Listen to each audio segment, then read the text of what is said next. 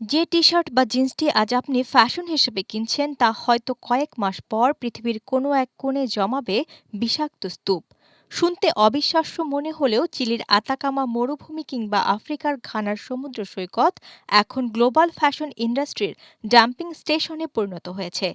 প্রতি বছর বিশ্বে প্রায় ১০০ বিলিয়ন পোশাক তৈরি হয়, যার বড় অংশই থেকে যায় অবিকৃত।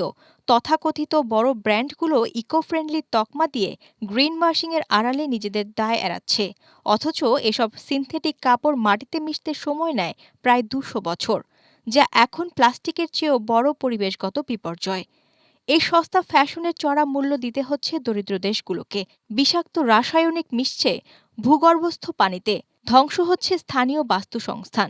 শৌখিনতার এই অন্তহীন দৌড় পৃথিবীকে বসবাসের অযোগ্য ভাগাড়ে পরিণত করার আগেই কি থামবে এই মরণ খেলা?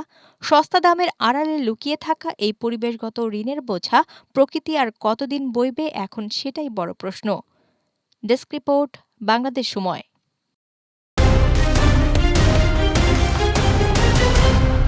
বাংলাদেশ সময়, সবার আগে দেশ।